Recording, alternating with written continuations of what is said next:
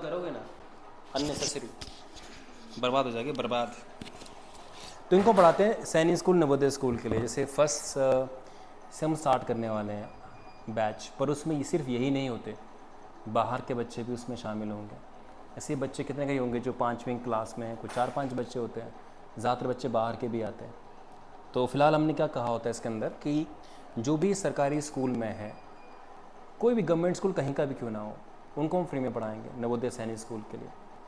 तो फ़िलहाल ये बात पहुंच नहीं पाती है, हम तो ना घर में जाएंगे बोलने के लिए कि पढ़ा रहे हैं आप, तो ये हम बात पहुंच, हाँ देना है, मगर सरकारी स्कूल का हो, सरकारी स्कूल का कहीं पे भी, प्राइवेट वालों को नहीं।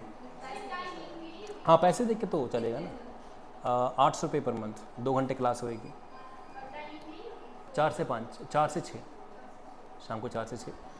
बट फिर वो है जैसे कि देखो हम क्या चाहते हैं, मुझे मालूम है कि मैं सरकारी स्कूल से पढ़ा हूँ, तो हमें पता है कि वहाँ क्वालिटी क्या है टीचर्स की। और अगर इन बच्चों को अगर पुश नहीं मिले ना 5वीं 6वीं क्लास के अंदर, यही 10वीं क्लास तक पहुँचते पहुँचते डफर हो जाएंगे। हमारे स्कूल टाइम में फिल्मी स्कूल ठीक ठाक होते थे, आजकल एक स्कूल में एक टीचर है, 6 बच्चे हैं, 10 बच्चे हैं, तो क्या उनका हाल होगा। तो सिंपैथी एक तरह से सरकारी बच्चों के साथ, स्कूल के बच्चों के साथ, कितना क्या दिखे, इनके कपड़े देखिए, इनका उठना बैठना देखिए, सरकारी स्कूल वाले बच्चों का कैसा ऐसा होता है। तो प्लस ये कि आज की डेट में सरकारी स्कूल में कौन पढ़ा रहा है, जिनकी कैपेसिटीज़ नहीं है पे करने की, तो ये ना लगे उनको कि कोई पढ़ाने वाला है इन दुनिया में बचा हुआ। थोड़ा सा पब्लिक में कंट्रीब्यूट करना चाहिए। तो कोई भी हो, जैसे आपके अगर आसपास में गांव में कोई स्कूल्स में, मैं तो ये भी चाह रहा हूँ कि जैसे स्कूल में जाया जाए और ये बोला जाए, पर कई बार हम जाते हैं ना तो लोग समझते हैं कि इनको कोई फ़ायदा होएगा, तो भाड़ में जाओ, मैं क्यों जाऊँ। फिर मैं इनको बोला दीपक भाटिया जी को, जो NGO वाले, मैं कहा आप जाओ और उनको बोलो कि ऐसा ऐसा है और हम फ्री में पढ़ाएंगे, क्योंकि बच्चों की रिस्पॉन्सिबिलिटी भी होती है एक तरह से। वो आ जाएँ, बच्चा रास्ते में कहीं गाड़ी आती है, कुछ आती है, तो रिस्पॉन्सिबिलिटी पेरेंट्स ले बच्चों की यहाँ तक छोड़ने की और ले जाने की, हम नहीं उनको रिस्पॉन्सिबिलिटी से लेंगे, तो हमारी यहाँ तक की रिस्पॉन्सिबिलिटी है।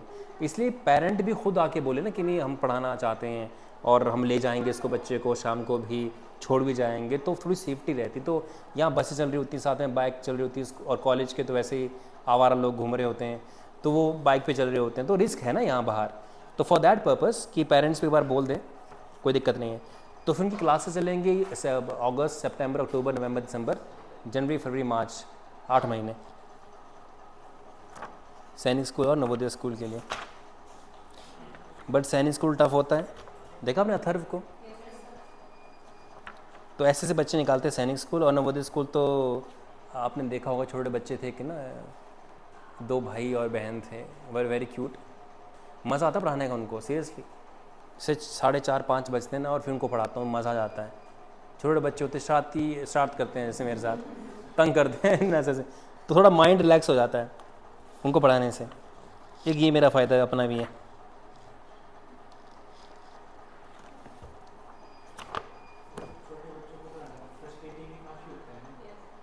हाँ फ्रस्ट्रेशन तो होता है, पर वो तब जब आप खाली बैठे थे दिन में, जैसे मान लो आप खाली बैठे थे, जैसे हाँ ये भी है, उनको मैथ पढ़ाना हो तो बड़ा मुश्किल है, क्योंकि एक टाइम बाद वो सुनते नहीं हैं, इग्नोर करते हैं सीधे बात को, कि बोलना कि एक ये हुआ तो कोई और बात, सर मैं आज वहाँ गया था तो दुकान पे, अरे मैं तो कोई इधर समझा रहा हूँ, मैं तो दुकान की बात कर रहा है। तो वो चीज़ होती है एक टाइम बाद। मगर ऐसे कोई पढ़ाना हो, अपनी जी के पढ़ाना हो, रटा देना उनको, तो फिर वो मज़ा लेते हैं उस चीज़ का। रीजनिंग भी काफ़ी इन्जॉय करते हैं, मैथ्स नहीं इन्जॉय करते वो लोग, तो उसमें काफ़ी दिक्कत आती है, फिर फ्रस्ट्रेशन आती है कि इनकी पिटाई करनी चाहिए, फिर वो मन में ख्याल आते हैं ऐसे से। चलिए विवेकानंद के बाद हम डिस्कस, अच्छा राजा राम मोहन रॉय को हमने डिस्कस कर लिया था, ठीक है। तो राजा राम मोहन रॉय के बाद हम डिस्कस करने वाले हैं ईश्वर चंद्र विद्यासागर। ईश्वर चंद्र विद्यासागर को हम डिस्कस करेंगे।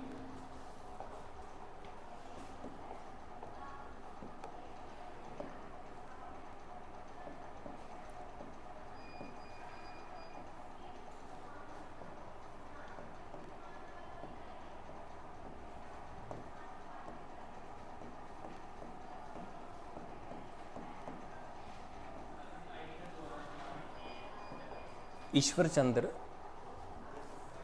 विद्यासागर बहुत बड़ा नाम है ये भी, रिफॉर्मर थे, माने समाज सुधारक थे।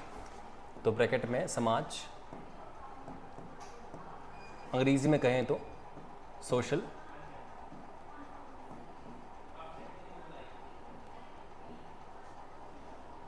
रिफॉर्मर, समाज सुधारक।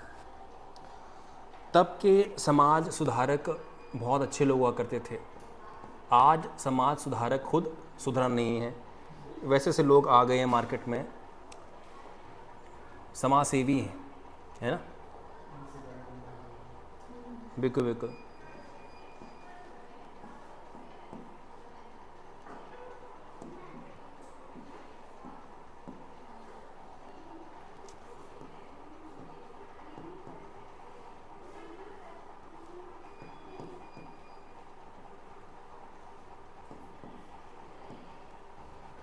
एटी 90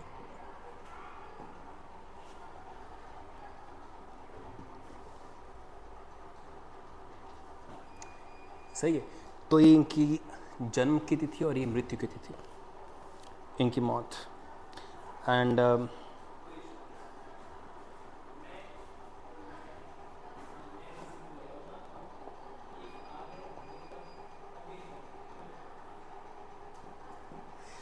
अब बात करें, ये संस्कृत के विद्वान थे। He was Sanskrit scholar, Sanskrit के, ही वॉज अ संस्कृत, ऐसे लिखें विद्वान को, हाँ जी, कैसे लिखेंगे? संस्कृत स्कॉलर,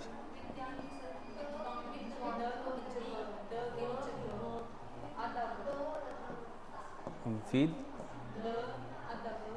ये वाला विद्वान। तो he was great Sanskrit scholar, very big scholar. और ये ब्राह्मण मोनोपोली के खिलाफ थे, अगेंस्ट ब्राह्मण मोनोपोली।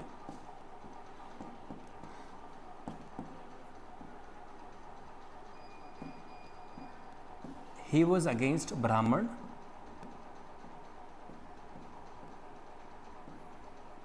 मोनोपोली। ब्राह्मण monopoly means, what is monopoly? एकाधिकार, है ना। तो ये ब्राह्मण एकाधिकार के खिलाफ थे, बहुत बड़े विद्वान और खिलाफ थे इसके। क्यों खिलाफ थे ये? ब्राह्मण एकाधिकार हुआ क्या? जैसे ऐसा आपको मैं कहूँ तो जो हिंदू धर्म है, हिंदू धर्म पे एक तरह से कब्जा कह लीजिए, है ना, किसका? ब्राह्मणों का कब्जा समझिए। कब्जा क्यों? क्योंकि ब्राह्मण अपने आप को ये समझते थे कि भगवान ने उनको भेजा है पृथ्वी पे, किस पर्पस के लिए? हिंदू धर्म को आगे पहुंचाने के लिए, और सबसे बड़े पूजनीय तो वही है। और इनका जो कॉन्सेप्ट था, वो कॉन्सेप्ट था कि ब्राह्मण सबसे ऊपर, उसके बाद फिर क्षत्रिय आएगा, फिर उसके बाद फिर नीचे। ये ब्राह्मणों का कॉन्सेप्ट बन गया, और ये वेदों में भी लिखा गया है, वेद में भी इसका वर्णन है। जिस कारण क्या हुआ कि जो ब्राह्मण थे वो सबसे ऊपर माने गए, सबसे पूजनीय। इवन राजा क्षत्रिय थे ना, तो राजा के सामने कहते हैं ब्राह्मण आ जाए तो राजा झुक के उन्हें प्रणाम किया करता था। ये समय था एडमिनिस्ट्रेशन में। वैश्य मीन्स वही व्यापारी लोग, तो व्यापारी क्लास 3 में आते थे। क्लास 4 में कौन आ गए? शूद्र।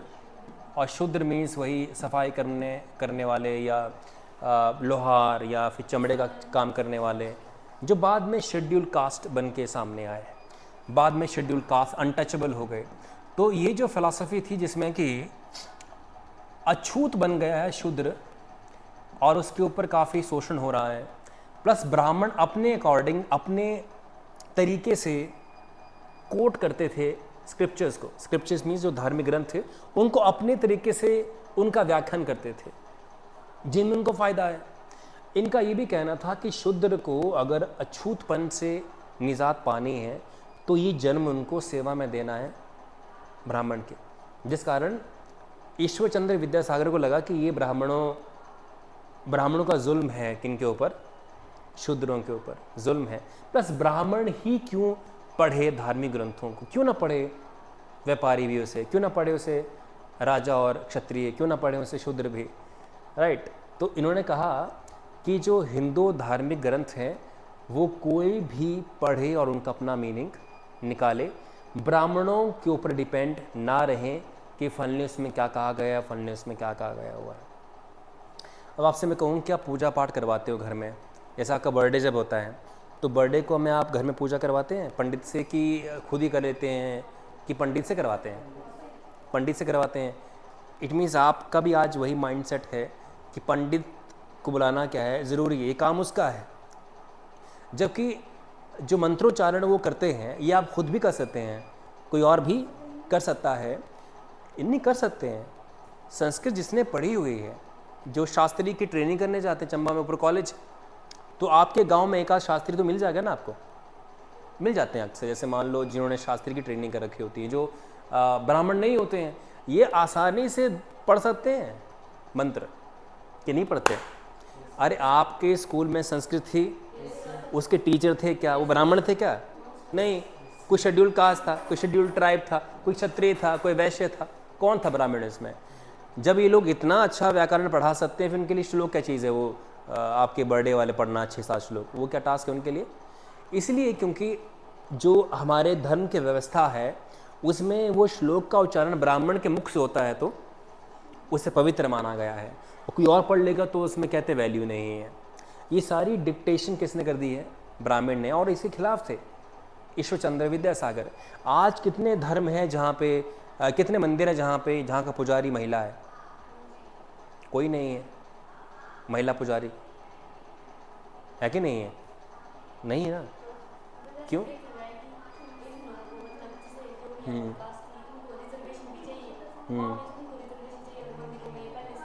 हाँ, हाँ बिल्कुल बिल्कुल, जैसे सही कह रहे हैं। जैसे जब अपर कास्ट रिजर्वेशन की मांग करता है कि रिजर्वेशन ख़त्म करो, तो पहले रिजर्वेशन वहाँ ख़त्म करो जो आपने पुश्तैनी तरीके से डाल रखी हैं। जैसे मंदिरों में ऑलरेडी रिजर्वेशन किसके पास है? पुजारी की पोस्ट के लिए वो तो पंडित के पास है। तो पंडित ये कहे कि कोई ऐसी बात नहीं है, कोई भी यहाँ आके बैठ सकता है, तो पुश्तैनी काम आपके पास क्यों है? एक बात तो ये है। पर इसके साथ साथ मैं एक बात मैं कहना ये भी चाहता हूँ कि जो पंडितों का काम है, जो जजमान होते हैं उनके, तो ये डिफ़िकल्ट टास्क भी है।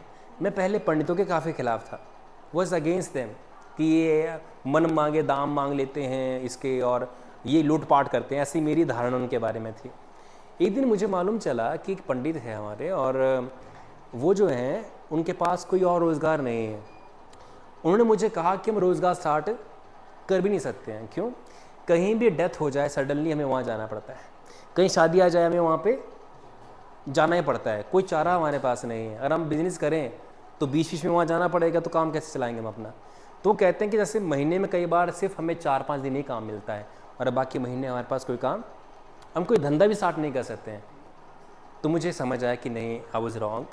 कई बार हम पढ़ते हैं किताबों से बोलना स्टार्ट कर देते हैं कि नहीं ये है। और कई लोग बोलते हैं कि वो 6-6 हज़ार लेता है शादी के, 6,000-7 हज़ार रुपये लेता है।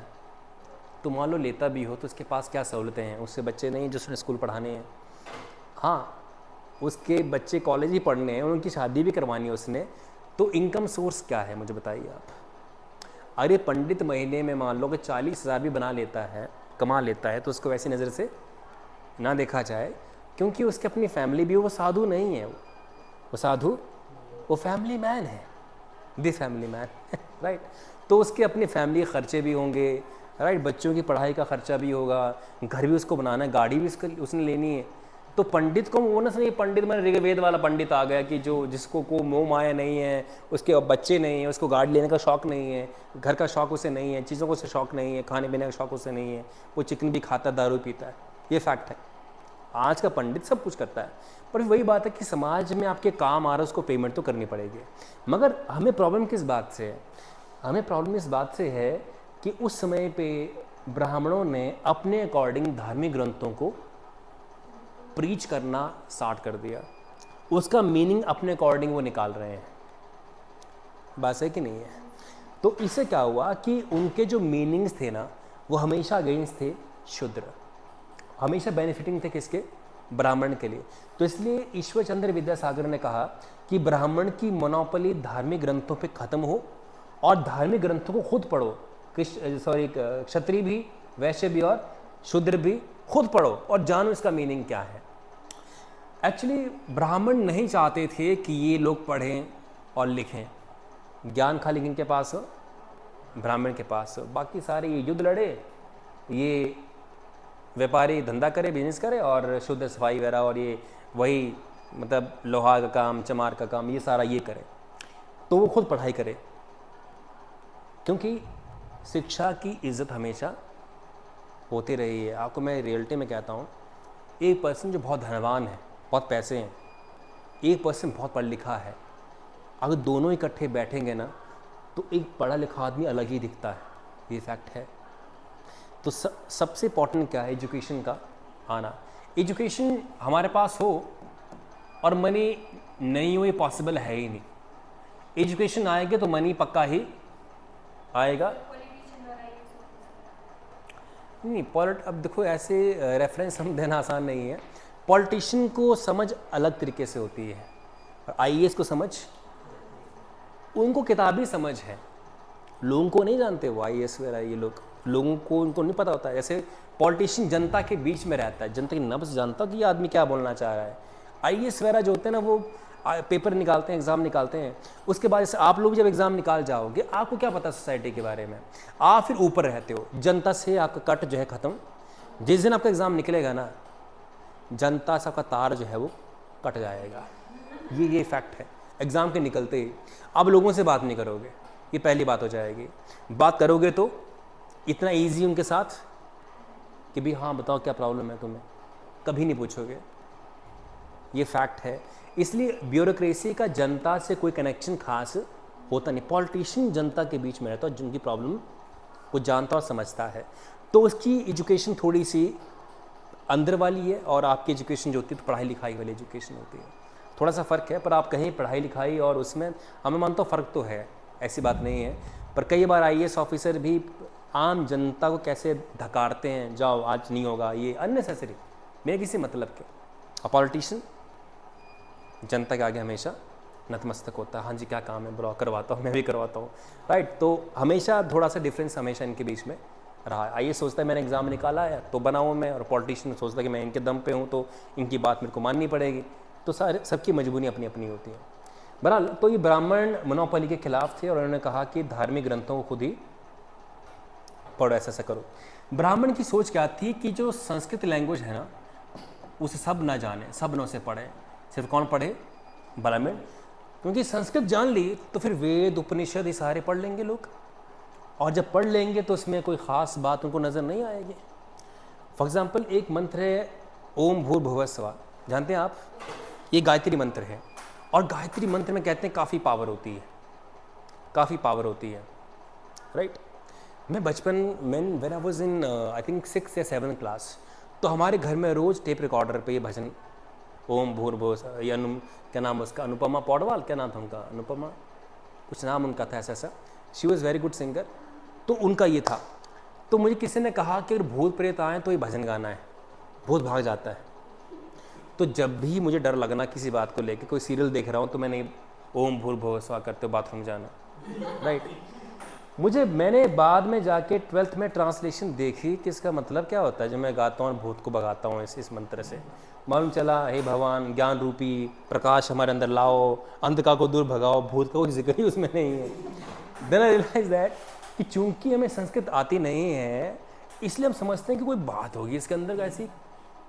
तो विच मीन्स कहते हैं इग्नोरेंस इज ब्लिस, कि जब नई खबर है तो चीज़ अच्छी अच्छी लगती है। तो ब्राह्मण चाहते थे कि लोगों को जानकारी संस्कृत की नहीं लगे, फिर हम जो भी मंत्र कहें तो वो सुनते जाएं और ऐसा रिलाते जाएं और कहें कि कुछ तो यार बात है जो ही बोल रहा है। अगर समझ आ जाए, फिर मान लो पंडित मंत्रों का उच्चारण जो कर रहा है संस्कृत में वो हिंदी में करे तो क्या होगा, नॉर्मल बात होगी। तो बोले कि ये ऐसी बात होती है, मंत्र पढ़ते हैं तो उसमें कुछ अलग बात नजर आती है। इसलिए उन्होंने कहा कि संस्कृत लैंग्वेज किसकी है, लैंग्वेज ऑफ गॉड, अगर इस लैंग्वेज में बात की जाए तो भगवान सुन लेते हैं, बाकी भाषा में बात की जाए भगवान नहीं सुनते। इसलिए उन्होंने ऐसा कहा कि संस्कृत ही गॉड की लैंग्वेज है, भगवान की लैंग्वेज है, इसमें मंत्र बोले जाएंगे तो भगवान तक वो पहुंच जाएंगे, बाकी भाषा उर्दू पंजाबी में बोलेंगे तो भगवान तक वो नहीं पहुंचेंगे। तो उन्होंने ऐसा सब कर दिया इसमें। तो इन्होंने इसके अगेंस्ट थे और उन्होंने कहा कि रिफॉर्म लाओ इसके अंदर। बहरहाल तो खैर अब इसमें कोई और बात तो नहीं है, और ये चाइल्ड मैरिज के खिलाफ थे, इसकी हम बात करेंगे। पर दो बातें हम इनको डिस्कस करेंगे, जैसे कंट्रीब्यूशन को लेकर इनका कंट्रीब्यूशन कहाँ कहाँ था। कंट्रीब्यूशन की हम बात करते हैं। कंट्रीब्यूशन की बात की जाए तो Hindu window remarriage act 1856, very very important. Hindu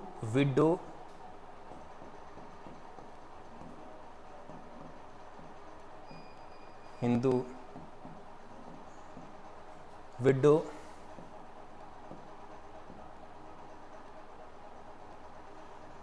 remarriage act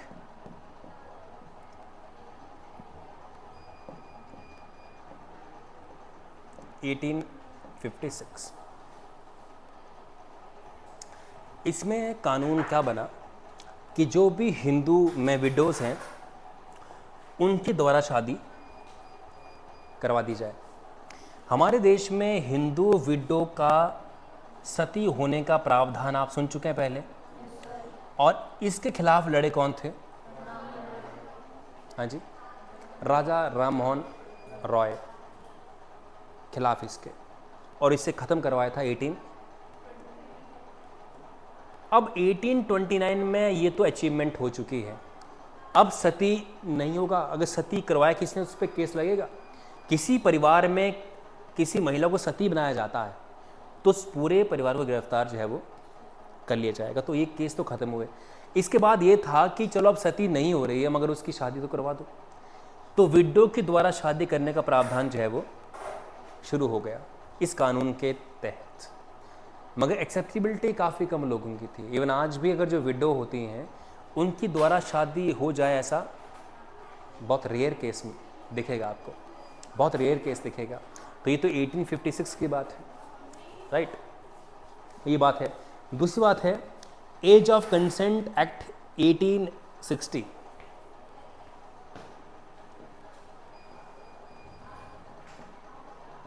as of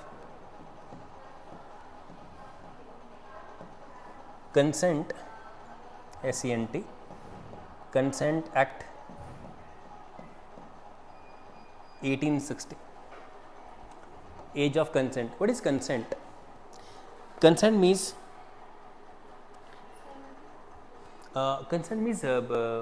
सहमति। Consent means what? सहमति। पर सहमति किस बात के लिए? शादी के लिए, शादी की सहमति, परमिशन। तो उस समय कानून बनाया गया, कानून बना कि इस एज से पहले शादी नहीं हो। जैसे आज की डेट में शादी करने की लीगल एज क्या है हिंदूज़ में? 21 साल है।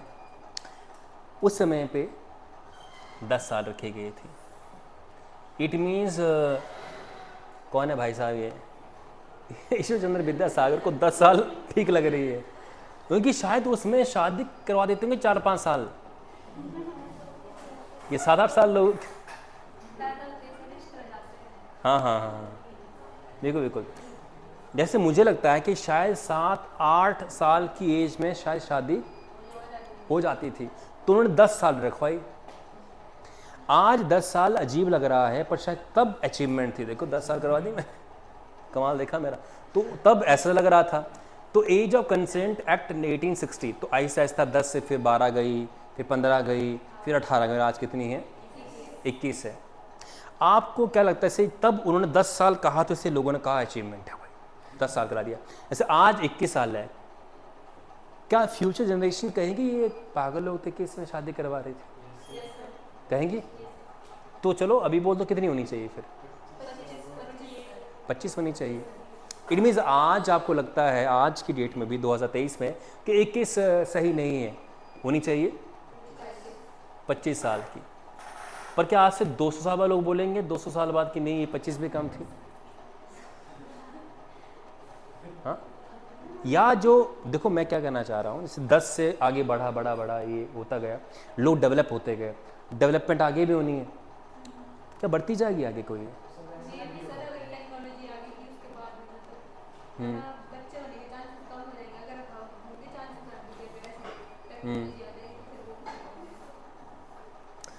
हाँ ठीक कह रहे हैं, बट खैर क्या बोलना है इसके ऊपर, मगर अभी भी लगता है कि 21 साल जो है वो शायद कम एज है।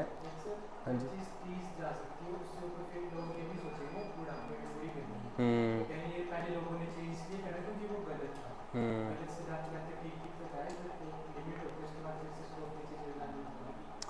जैसे ग्लास में चाय है, उसमें चीनी कम है तो 1 चम्मच डाला आपने, दौड़ा फिर ठीक हो गया, फिर उसके बाद और डालोगे तो इसकी मुक्ता होगी। तो इसलिए इसको ला के मैक्सिमम 30 तक लोग ले आएंगे अगर कभी पॉसिबल हुआ तो। पर गवर्नमेंट कभी ऐसा नहीं करने वाली है, क्योंकि मनुष्य की एज तब भी 100 साल मैक्सिमम थी और अब भी क्या 100 साल, तो ये तो मैक्सिमम मार्क्स तो फिक्स है ना, खाली ये चेंज हो रहा है जो एक्वायर्ड किए हैं, तो ये तो 100 साल फिक्स ही है एज। तो ये एज बढ़ाने का सिलसिला यहाँ तक है। अब हिंदू में एज कितनी है, मैंने कहा शादी की 21 साल, बॉयज़ भी एंड गर्ल्स भी, पर मुस्लिम्स में कितनी एज है शादी में करवाने की? जैसे यूनिफॉर्म सिविल कोड क्यों बोलते हैं? यूनिफॉर्म सिविल कोड मीन्स कि शादी, तलाक, डिवोर्स, इन सब के कानून क्या हो, सबके लिए सेम हो। तो हिंदुओं के लिए शादी की एज कितनी है? 21। इससे नीचे करवाई तो पनिशमेंट, कानून का वायलेशन। मुस्लिम्स में 14 ईयर एज है, नहीं कितनी है मुस्लिम में? 16 ईयर। कोई एज क्राइटेरिया है ही नहीं, कोई एज क्राइटेरिया नहीं है कि 15 साल कि 16 साल 17 साल, कुछ नहीं है, कोई एज क्राइटेरिया है ही नहीं, राइट। तो सवाल ये है कि फिर एज कौन सी वो फॉलो करते हैं? कुरान में क्या लिखा गया हुआ है? कुरान में ये लिखा गया हुआ है कि व्हेन अ गर्ल और women acquire it's first menstruation तो दैट इज इनफ, फिर शादी उसी करवा दो। तो कोई एज क्राइटेरिया है ही नहीं, इट डिपेंड्स पर 9, 10, 11, 12 डिपेंड्स पर्सन टू पर्सन। तो मुस्लिम्स में कोई एज का नंबर है ही नहीं, 11 साल के, 12 साल के, 18 साल, कुछ नहीं है। इसलिए कुछ हद तक ठीक भी कहते हैं यूनिफॉर्म सिविल कोड, या फिर हटाओ इसको, ये जो लॉ है इनका मतलब जो भी है, जो इनका लॉ है दैट इज क्या बोलते हैं हम इसको, कुरान में शरीयत होती है, ये है शरीयत एक कानून की किताब है, इसमें लिखा कि शादी कब करनी है, तलाक कैसे दे सकते हैं, तो बहुत ही बैकवर्ड सिस्टम है। तो मुसलमानों को भी अब फॉरवर्ड होकर थोड़ा सा ये हटाना चाहिए कि हम एज कर देते हैं, चलो 18 कर दो, हम तो ना बोल रहे हैं कि कर दो 21 कर दो, आप 18 कर दो, राइट। तो कोई स्टेप तो लो। पर वो कहते हैं कि अगर हमने चेंज किया तो ये कुरान के खिलाफ होगा, अल्लाह ने जो बात कही उसके खिलाफ हो जाएगा। पता नहीं क्या कह सकते हैं इस बारे में। तो देशु तो ईश्वरचंद्र विद्यासागर के बारे में ये चंद बातें थी, और इन्होंने बहुत सारी बातें हैं, वैसे वो काम की नहीं हैं, पर सबकी एजुकेशन की बात कही थी, महिलाओं की और उनकी सबकी एजुकेशन की बात कही थी। चलिए बाकी बातें कल डिस्कस करते हैं।